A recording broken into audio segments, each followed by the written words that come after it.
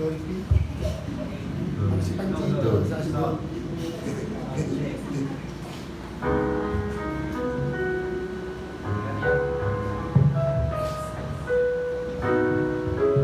Ano man eh, kung kaya ka na kaya ka na mag-practice.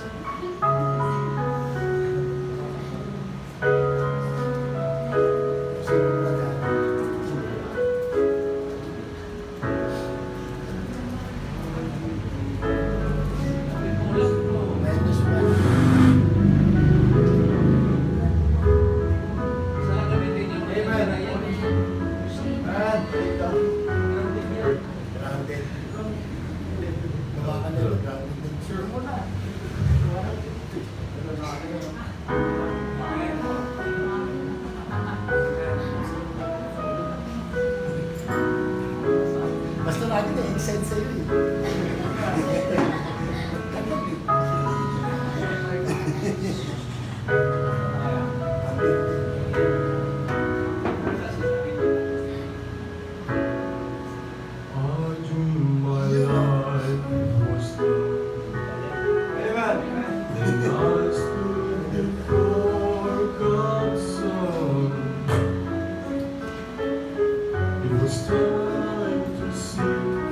What my reward would be when love he reviewed my life to count what was done for Christ, for that is what will last eternally.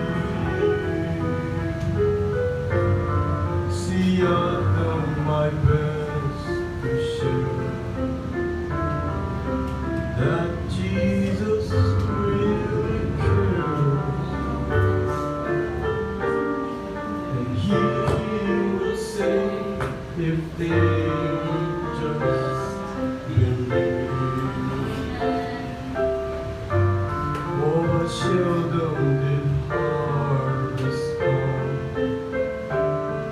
and so few that I see one, until the Lord said, turn around and see. And He showed me the faces of the ones who come because of me.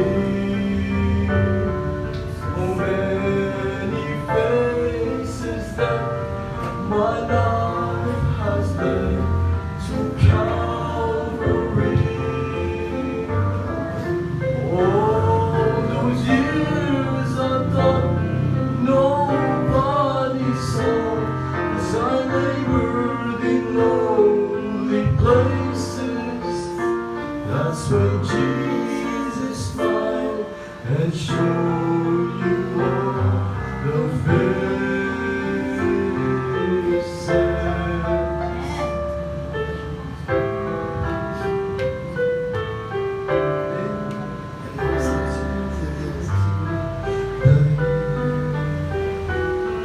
You were faithful to plow the field,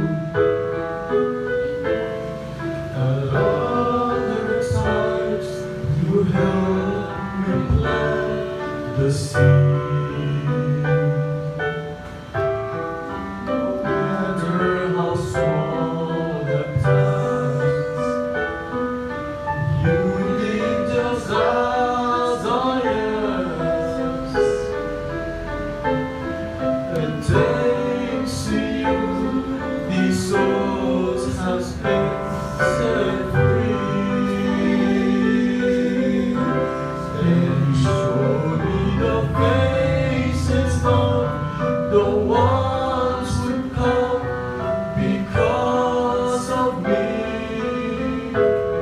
So many faces that my life has led to Calvary.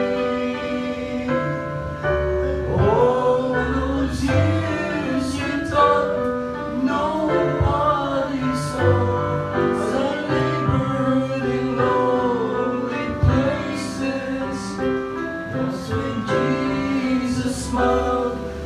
show you all the faces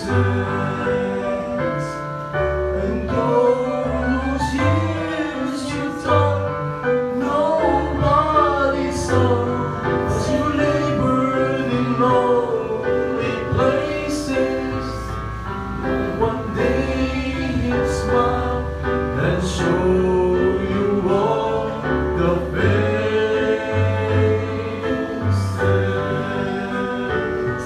the faces. You see the faces.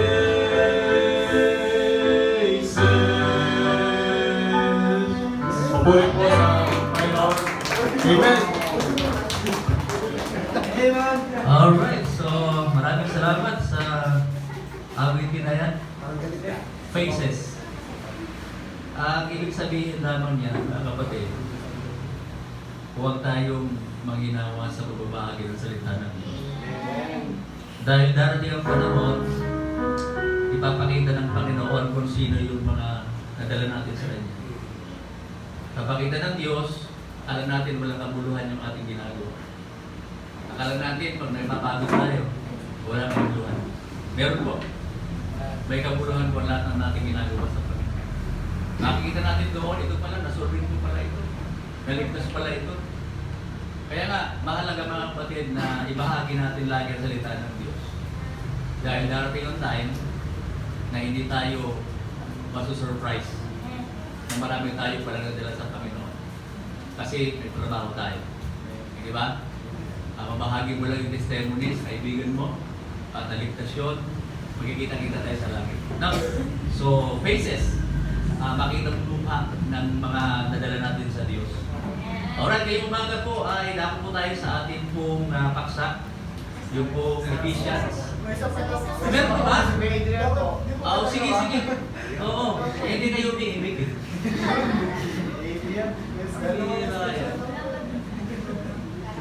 O may pakato pa ba? Wala na? Sige. Okay, ganito po. December, di natin nagawa ng November. Family, natin, social number. Next Sunday, abiso. Mag-ready na po kayo. Oo. Oo, dalawa na family. Ano ba susunod sa A? B, ano? Naka-B ata. Tayo na. Sa Sunday. Abiso, tapos kami. Hindi, letter C. Brother to, magsusolo to. Solo ka? Next Sunday. Tapos A, B, C, D, E, F, wala, G. Ay, C po. C? Kamatigig eh. Ako nga pala! Oo. Sali ka na lang sa kanila. Letter C ka eh. No? Kay Neil, tsaka tayo tatlo. Okay? Sige. Letter N siya eh. Okay, malayo pa. Mag-ready kayo mga manaloto ah. Oo. Basta dala-dala pa ito Sunday. Okay? Halika na dito, brother and dear.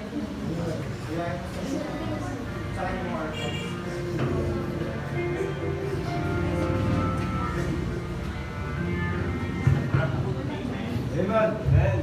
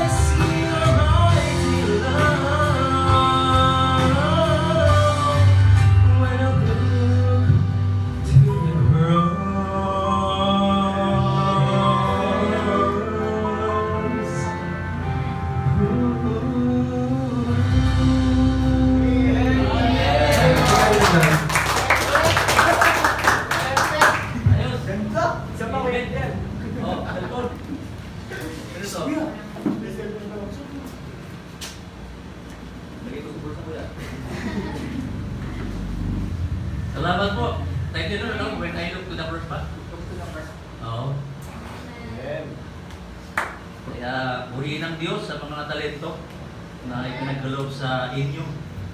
Ako wala ako nun eh. Wala akong talent. Talent ko lang ay mamutang. Ayaw ko ng utang. Alright, so yung nabasa natin kanina sa Ephesians chapter 4, at atin po itong babalikan. Atin po yung ating baksa ngayong umaga po nito. At ang ating pong title is Building Up the Church.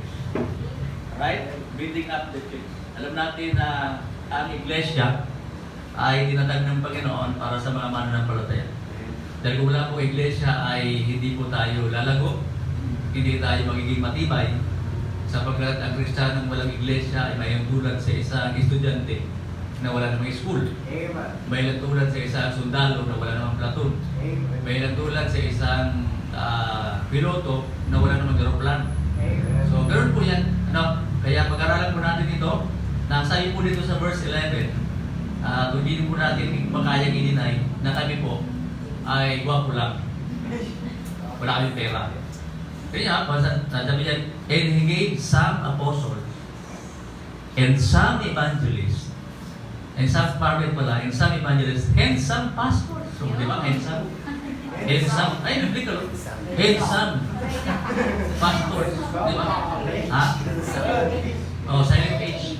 Oh, and some pastors. Oh, di ba? Biblical yun eh.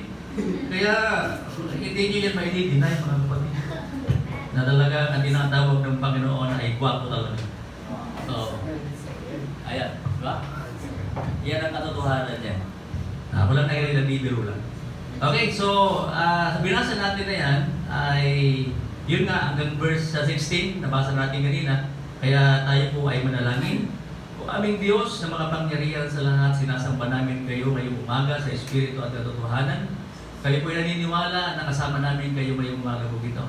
At ang banal na Espiritu ay maramdaman po namin ang kanya pong pag-umusap sa pamamagitan ng inyong mga salita.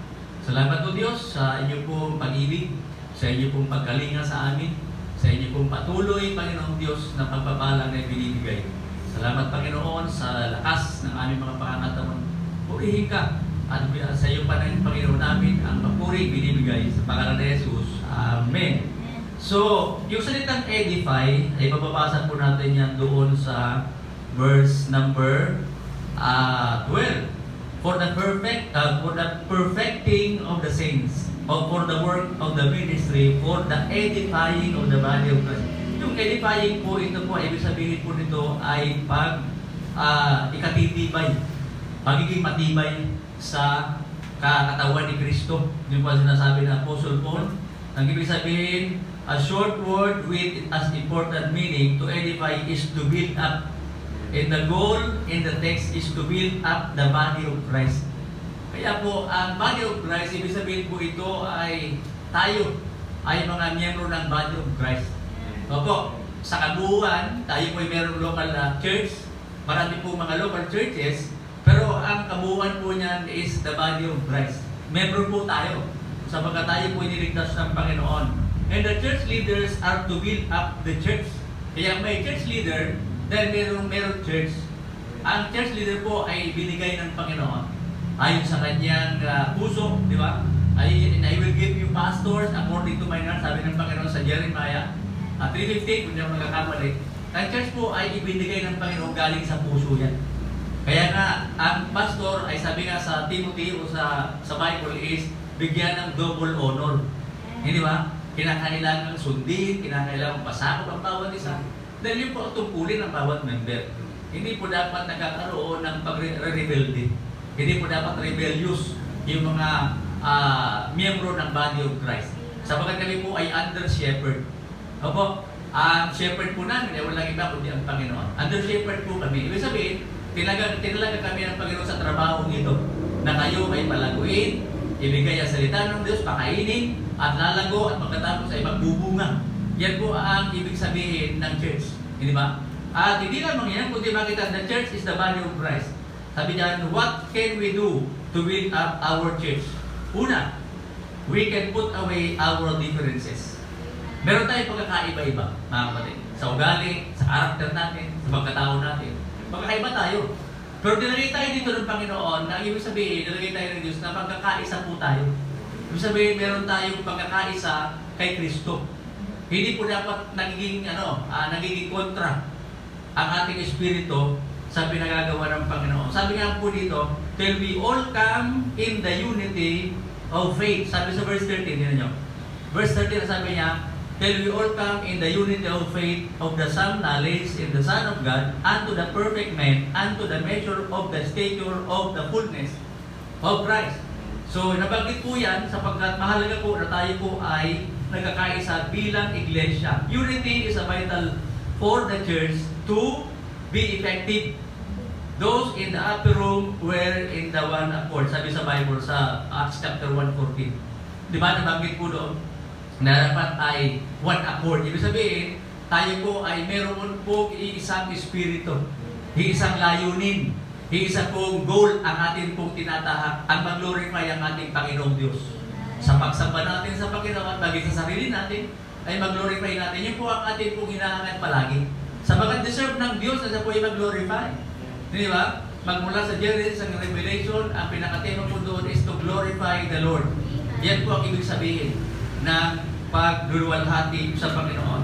And then sa Acts chapter 2 verse 1, sabi, in the day of Pentecost, we're all of one accord. Pero sinasabi po yan. Pare-pareho po yan sa doon pa sa upper room nung sumasamba po sila sa Panginoon. Power flows through the united church. Na bumubuhos po yung kapangyarihan sa iglesia na nagkakaisa. Hindi po dapat na nagsisiraan. Bawal po dito yung nagsisiraan. Ano? Kung meron masama ng loob sa kapatid mo, dapat kausapin mo siya. Di ba? Inaayos yung mga bagay na hindi tama. Kasi hindi po dapat tayo nagkakaroon ng bitterness sa puso natin. Lalo na, kapatid natin sa Panginoon, yung atin po nakakasamaan ng loob. Sapagkat hindi tayo magkakaisa kapag ganun po, meron tayong bitterness sa puso natin. Pag naglilingkod tayo sa Diyos, dapat wala tayong dala-dala na sama ng loob. Hindi ba? Kasi hindi tayo po pwede maglingkod sa Panginoon na masama ang loob natin. Hindi naman tutugunin ng Diyos yung ating panalangin. Yun po ang katotohanan po niyan. Kaya nga sabi dito, grace enabled us to forgive those who have wronged us. Ang biyaya ng Panginoon ay nagiging dahilan para tayo ay magpatawad doon sa mga nagkakasala sa atin. Bakit? Kasi ginawa ng Panginoon yan, inutos sa atin, ipatawarin natin yung mga kapwa natin, nagkakasala sa atin. Di ba sa panalangin, gano'n? Opo, kasi hindi tayo po pwedeng hindi magpatawad. Ang Diyos pinatatawad tayo everyday na lumalapit tayo sa Panginoon, nakakatanggap tayo ng pagpapatawad ng Panginoon. Tao lang tayo, mga kapatid. Pagpatawad tayo doon sa mga tao nagkamali sa atin. Kahit maliit na bagay, na hindi dapat tayo nagkakaroon ng sama ng loob. Hindi tayo dapat nagiging katitisuran sa Diyos. Yan po ang importante. Lalo sa mga matatagal ng Kristiyano, dapat hindi tayo nagiging katitisuran doon sa mga bago. Kasi ang mga bago, ano pa yan? Baby pa yan. Baby Christian pa yan. Pag may nakita silang hindi tama, hindi na sila magpapatuloy. Hindi ba? Kaya kinikare natin sila, kinikater natin sila na lumago sa Panginoon. Kasi pag lumago na yan sa Panginoon, magiging ano na yan, strong na yan. Pananampalataya na niya. So hindi na siya magiging matitisurin. Ano po? Kaya yung magiging yung mga matitisurin, ano yan, mga baby Christian ba yan? Kaya nga, kailangan natin, di ba, magiging matibay sa ating pananampalataya bilang body of Christ. And ikalawa, hindi lamang po yan we can put away our differences. Totoo yan. Talaga dapat alisin natin yan. Na yung mga differences natin. Bakit pastor ito si ganito ugali? Hindi. Dapat meron tayong pangunawa. Kasi minsan yung mga ugali tayo na hindi natin, kuminsan hindi maintindihan ng iba. Di ba? Kailangan ba tayo mga Kristiyano, dapat palawakin din natin baka meron siyang pinagdadaan. Baka meron siyang mga palalim, di ba? Na mga nararanasan sa buhay. Kaya ganoon siya. Intindihin natin, panalangin natin. Kapatid natin na ganoon. No? Hindi lang yan, kundi we can focus on Jesus. Amen. Mag-focus tayo sa Panginoon. Kasi sa church, ang talagang tinuturo, mag-focus tayo sa Diyos. Kay Kristo. Dahil hindi po tayo uusad sa buhay Kristiyano kung hindi tayo mag-focus sa Panginoon. Lalo na kapag dumarating tayo sa mga suliranin, sa problema, persecution, di ba? Inuusig tayo ng tao, kaibigan natin, kapitbahay natin. Hindi tayo magpatuloy kung walang Panginoon sa buhay natin. Apart from me, you can do nothing, sabi ng Panginoong Jesus. The measure of the stature of the fullness of Christ. People may fail as what Jesus never failed. Amen. Di ba? Tayo manghihina tayo, pero ang Panginoong Jesus ay hindi po. This is the secret of consistent Christian living. Iyan po ang pinakamahalaga. Yung mag-focus tayo kay Kristo. Consistent tayo na talagang sa Panginoon tayo. Hindi tayo matitinag kahit anong gawin ni Satanas. Hindi mo ba? Kaya nga sinasabi ko sa inyo palagi yung karamdaman na ito, hindi ito magiging dahilan para hindi mo magpatuloy sa Panginoon. Hanggat ako nabubuhay, hanggat ako may lakas, gagamitin ko yan para sa Panginoon. Kunti na lang kasi yung buhay na ibibigay ko sa Diyos eh. Yung mga before na buhay ko, wala ako sa Panginoon, ilang taon, 25 years yata, na wala ako sa Diyos. Eh, di ba? Inilustay ko lang yun sa salibutan, sa mga bisyo. Pero ito na lang nakitira. Ilang taon pa lang ako ngayon sa Christian life. Ilang taon ano sa langit? 29 years. Oo. Yung aking Christian life ko, 29 years pa lang na ako na Kristiyano. Di ba? Napakabata pa. Kaya anytime na ako kukunin ng Panginoon, ready naman na tayo eh. Di ba? Ang Diyos naman may hawak na buhay natin. Lahat yung magagawa. Pag ginusto niya na, yun talaga yun. Kung hanggat hindi pa, patuloy lang tayo. Patuloy lang tayo sa Panginoon, mga kapatid. Ini-encourage ko kayo, ini-kayat ko kayo na maglingkod tayo sa Panginoon na matapat at masaya. Sapagkat ang maglingkod sa Diyos ay hindi burden. Blessing yan. Diba? Blessing yan. Sapagkat binigyan tayo ng pagkakataon na maglingkod sa Kanya. Hindi naman tayo karapat-dapat eh. Tatay karapat na maglingkod sa Panginoon, we are all sinners, sabi ng Bible. Hindi tayo karapat-dapat. Sabi ng Bible is, ano ba sabi sa Romans 23? O, di ba? Sa Romans 3 rin yun. There is no one righteous. Sa Romans 3:23, for all have sinned and come short of the glory of God. Di ba lahat? Nagkasala tayo sa Panginoon. Kahit anong gawin natin kabutihan, hindi yun makakarating sa Panginoon. Maliban na nung tinanggap natin ang Panginoon. Ito pa lang yung ginagawa natin na naluluwalhati natin ng Diyos. Opo. So, sinasabi po dito, three life-changing words are looking unto Jesus. Hebrews chapter 12, verse 2. Looking unto Jesus, the author and the finisher of our faith. Yan po ang napakagandang pangako ng Panginoon. People may fail. Nabasa ko na pala ito. Okay? This word eliminate all excuses for failure. Di ba? Ito ang nagiging dahilan para tayo maging consistent sa ating pagbubuhay bilang Kristiyano. Yung tumingin tayo sa Panginoong Hesus Kristo. Naalala niyo si Peter, di ba? Nung siya po ay nagtangka na lumapit sa Panginoon sa pamamagitan ng paglakad sa tubig, sa dagat. At siya po ay na-distract ng alon. Yung hangin na humuhugo sa likod niya. Nawala yung focus niya sa Panginoon, lumubog siya. Di ba ganyan tayo?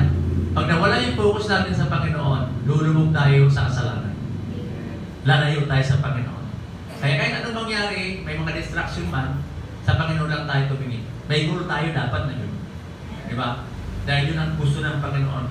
Dahil wala naman pagsubok na tumatagal. Di ba? May pasubok mga isang taon. Wala naman eh. Lilipas din eh. Di ba? Overnight lang minsan. Minsan, 2 araw. Di ba? Lalo pag lumabalik sa Panginoon, nagkakaroon tayo ng kapayapaan, kapanatag. So, ganoon po ang sekreto bilang mananampalataya. Kaya ang Diyos yun po ang laging pinapangaral po ng mga lingkod ng Panginoon. At hindi lamang yan, our relationship with Christ is revealed by how we live. Diba? Nakikita yan kung paano tayo mamuhay bilang Kristiyano. Yung tinatawag na relationship natin kay Kristo. Kaya nga, ang relationship natin kay Kristo ay hindi po yan napuputol. Hindi yan nawawala. Nung diniligtas tayo ng Panginoon, tinanggap natin selo sa puso natin bilang Panginoon at sa rin nakapagligtas sa daan natin. Kahit anong gawin ni Satanas, sabi, di ba? Even the future, yung pagkasalubuyan, di ba? Lahat yan ay hindi kaya tayo ipag-iwalay sa pag-ibig ng Diyos. Yung relationship na nabuo natin kay Kristo, kailanman ay hindi yun mawawala. Kahit anong mangyari, tumalikod man tayo, lumayo man tayo, anak pa rin tayo ng Diyos. At pag anak tayo ng Diyos, babalik pa rin tayo kung tayo lumayo. Kagaya ng prodigal son, bumalik din siya. Kanya lang, kung bumalik siya, wala na. Narustay na lahat ng mga kanyang mga bankrupt na siya. Kumain siya kasama ng pamo. Yung mahirap. Kapag ang Kristyano lumayo sa Panginoon, naging miserable ang buhay. Oo. Ang mga unbeliever, miserable na talaga sila. Sa totoo lang. Pero mas miserable, ang Kristyano na lumayo sa Panginoon. Walang peace of mind, walang joy, lahat nawawala. Fellowship wala. Opo, ganun ang buhay ng Kristyano. Kaya nga tayo ay pinatitibay ng Panginoon sapagkat meron tayong iglesia. Meron tayong napupuntahan every Sunday, every Wednesday, napapadalangin natin yung mga lumalayo sa pinapadalangin natin na minsan sa araw ay ma-realize nila na meron silang Diyos na dapat paglingkuran. Di ba? Yun po. And then, no hiding behind the hypocrites allowed. No? So, yung mga hypocrites po ay hindi po ito nagtatagal sa gawain ng Diyos. Christ, the perfect one, leads on the higher ground. Di ba? Pinopromote tayo ng Panginoon. Ngayon, medyo mababa pa lang yung promotion mo, pero ang Panginoon magpapromote sa atin. Our relationship with Christ, yung pala, nabasa mo na. And then ikatlo, we can get back to the basic. Pag sinabi natin basic, ito po yung pinakasimula kung paano po tayo diligtas ng Panginoon. Salvation. Di ba? Doon tayo ulit babalik at tinatawag na kaligtasan. Kaya lagi natin inuulit mga kapatid na kapag kaligtas tayo, lagi tayong pinapaalalahanan ng Panginoon na meron tayong Diyos na dapat paglingkuran. Dapat sambahin ang Diyos na kinakailangan na maging tapat tayo sa Kanya. Di ba? Maging faithful tayo. At hindi naman maging faithful, maging fruitful and maging useful sa gawain ng Panginoong Diyos. Opo. So, maraming mga bagay na ipinapaalala sa atin ng Panginoon. And we must build and sound doctrine, not suppose new revelation. Pag sinabi sound doctrine, ito yung doktrina natin na kinakailangan din panghawakan. Na si Kristo ay Diyos at napagligtas, na siya po ay sinilang ng isang babae, at hindi po nung sila sa kanya ay Diyos, hindi po siya. Si Mama Mary, hindi po siya Diyos. Sabi ng kanta, Mama Mary loves you. May kanta na Katolik ko. Ha? Mama Mary loves you. Birthday na ng Mama Mary sa September 8. Sabi nila, ano? Kaya sinasamba nila si Mama Mary at si Papa Jesus. Sila niyan, ginawa nila mag-asawa. Opo, yan ang sinasabi nila. Na mahal ko po si Papa Jesus. Kasi Mama Mary.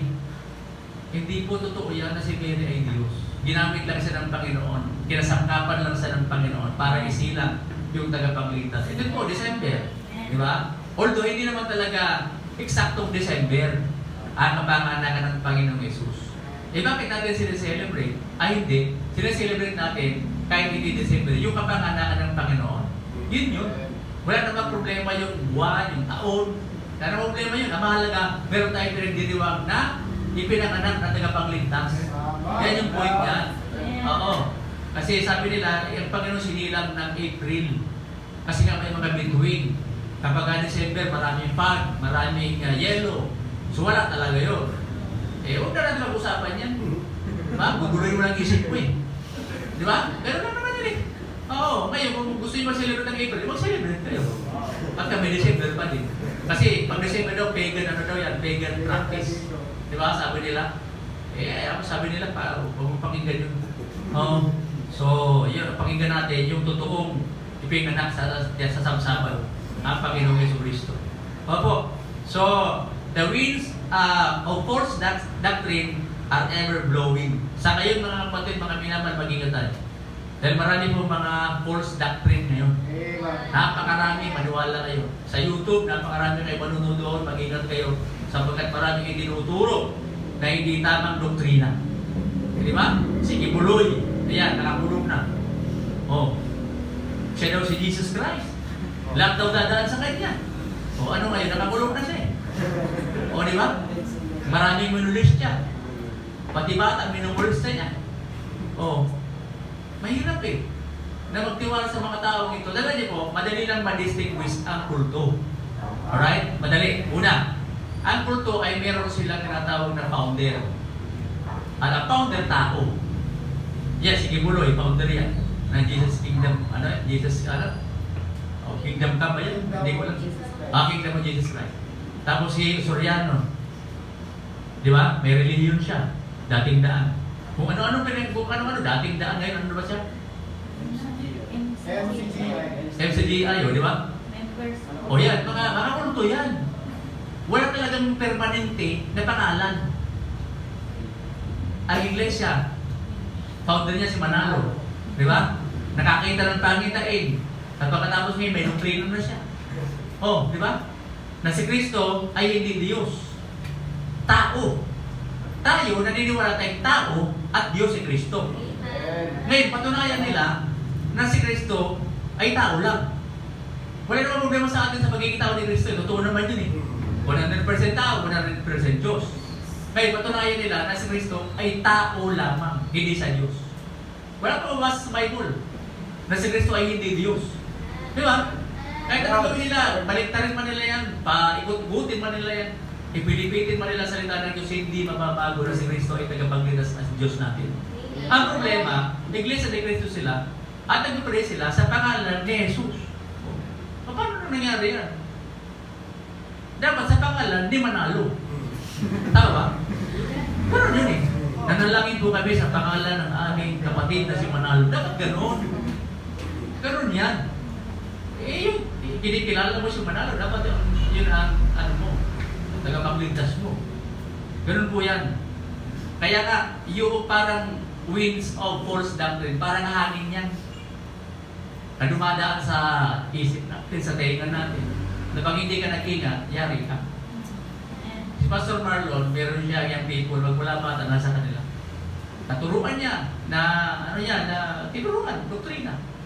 Kalaunan mo, dinidebate na siya. Dinidebate na siya. Yung people niya. Kasi iba na ang doktrina.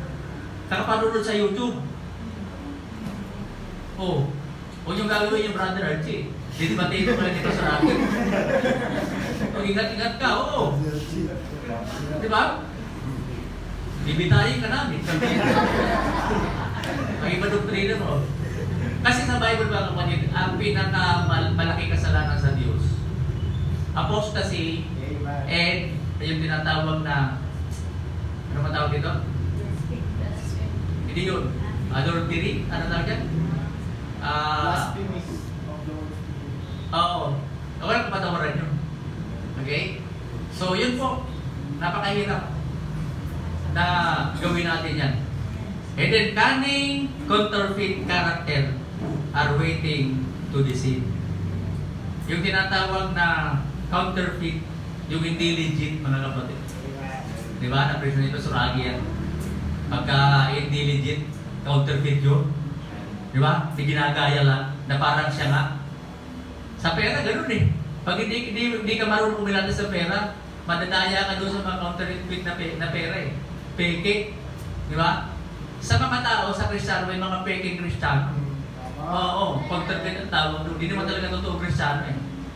Di ba? Yung mga hipokrito, na akala mo totoo, pero hindi naman pala talaga. Pag-ingatan po natin yan. Diba po? How can we counter false teaching and build up the church? We can speak the truth in love. Opo, paghawakan natin yung mga katotohanan na galing sa salita ng Diyos. Yan po ang tinuturo ng Panginoong Jesucristo. Sabi niyan, truth and love make a dynamic combination. And the gospel is the truth. Let's go back to it. And preaching the gospel in love brings sinners to Christ. Amen. Eh, di ba? Yung pag ipipresent natin yung gospel na may pag-ibig. Alam niyo po ba? Na nagdadala ito ng mga kasalanan kay Kristo. Yung mga makasalanan ay nadadala natin kay Kristo kung nagtuturo tayo ng tama. Kasi tama yung tinuturo ng Panginoon. Because the truth shall make you free. Sabi nga, and you know the truth and the truth shall make you free. I am the way, the truth, sabi ni Kristo. O di ba? So ang counterfeit niyan, si Satan. Na ginagaya ang Panginoon, pero mali naman ang kanyang tinuturo. Mga kasinungalingan. Di ba? Hari na kasinungalingan si Satan. Yan, 44, pakita natin doon. Walang tayo doon. Sa tinatawag na pamilya ni Satanas. Okay? Bilang conclusion natin, the goal of the church should be to edify the members. Ang goal ng church is para pagtibayin ang mga member ng Iglesia ng Panginoon. Diba? Dapat maging matibay tayo, maging matatag po tayo. And the church is an organism. Tandaan niyo yan. Tandaan sa hindi po organisasyon. Church is an organism. All grow as it grows. Edifying a church, sabi niya, result in evangelism the community. Kaya nga, gusto natin madala yung komunidad po natin sa Panginoon. Kaya meron tayong tinatawag na evangelism. Meron tayong tinatawag na soul winning. Meron tinatawag na parang spiritual growth sa mga bagong mananampalataya. Nasa church yan. Ngayon, yung mga ginagawa na malayo sa church, hindi sa church yun. Diba? Diba, nagtuturo ka ng ibang doktrina, hindi sa church yun. Kasi ang church nagtuturo ng tama. Diba? Tinutuwid. Pag may mali, itinutuwid. Diba? Pagka mayroong mga bagay na hindi kalugod-lugod sa Panginoon, itinutuwid. Ang salita ng Diyos, ang nagsasabi niyan. Kaya mahalaga mga kapatid, nasa church tayo. Okay? Mahalin natin yung church natin. Mahalin natin unang Panginoon, yung church, yung manggagawa ng Panginoon. Dapat yan, ay lahat yan, ay mahalin natin. Dahil mahal ng Diyos ay iglesia niya. Lalo na tayo ay kabahagi ng body of Christ. Ang body of Christ dapat nagpa-function niya. Diba? Kasi pag hindi nag-function, ang tawag, inutil ka. Pag hindi ka nagpa-function, diba? So, yung ginagawa natin para sa Panginoon ay pagtibayin natin mga kapatid. So, yun po ang hamon sa atin ng talata po ito. Opo, tayo manalangin, dakilang Diyos na mahabagin, Diyos na mapagpala, Diyos na mapagbiyaya. Muli, Panginoon, salamat po sa reminder na ito.